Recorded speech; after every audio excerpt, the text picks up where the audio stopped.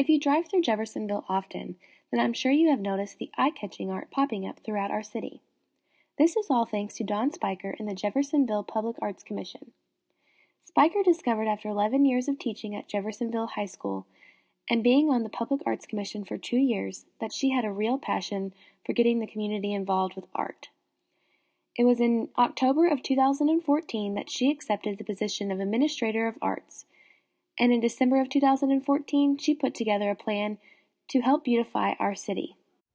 Our goal as the Public Art Commission is to improve quality of life for our citizens in Jeffersonville, and we can best do that with creativity and the arts. And I think that people are starting to really enjoy what they're seeing and appreciate what we've been implementing so far.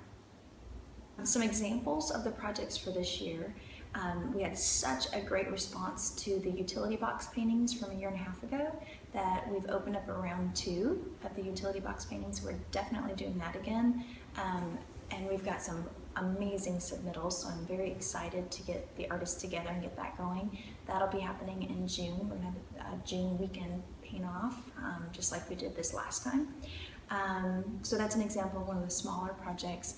An example of a large project that we have in our project plan is behind City Hall in the Claysburg neighborhood is the 12th Street corridor, and down the middle of that street there's a median there now that isn't much to look at, and they were going to be putting street lighting there anyway.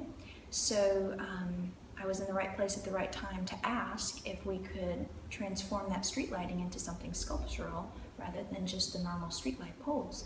And it intrigued people, and they said, absolutely, that sounds great. I wanted to make sure that the Claysburg neighborhood liked the idea as well before we really pushed it forward, and they really were receptive of the idea. And so that call for entries is out, and that's live right now. I think the challenge for us in Jeffersonville is to see, can we push the envelope a little bit? Where can we go? What can we look to for inspiration? What other cities, what other countries can we look at and think, you know, oh, we like what they're doing. How could we implement it here to best fit us and our community? To anybody that wants to be active and involved in the arts in Jeffersonville now or in the future, there's many ways that you can do that. You can like us on Facebook. First, it's Jeffersonville Art. Easy to find, can't miss it. You could also go to jeffersonvilleart.com and see what's happening. Jeffersonvilleart.com is our site that you can click on an artist tab, and it'll pull up all the call for artists that we have that are live right now. So artists can see what's out there and see if one of them fits their skill and they want to be a part of it. Another way that people can be involved, if they're thinking, well, you know, I don't really want to answer a call for entry, but I want to be involved somehow. We also have the Arts Alliance here in town. If anybody wanted to go to jeffarts.org, we're constantly doing community-minded, community-based projects where we get together 4 times a year, and it's absolutely free to do it because we have a sponsor.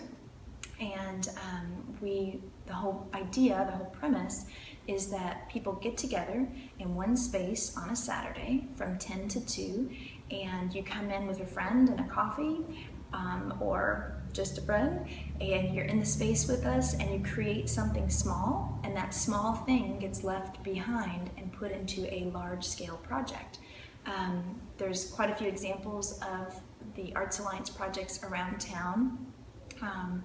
If you go into the Clark Memorial Hospital, there's a Louise Nevelson sculpture that the community helped to create. There's giant steamboat stacks that are in the public library that are made from pressed metal that about 300 people helped to create.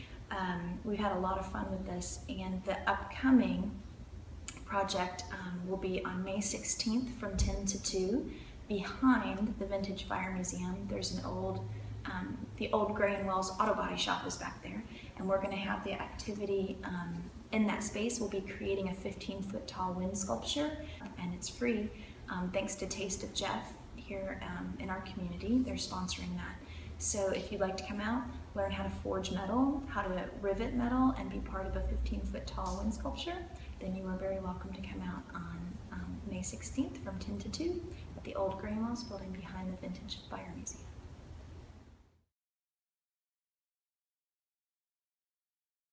Not only is Spyker the administrator of art, she is also a co-business owner.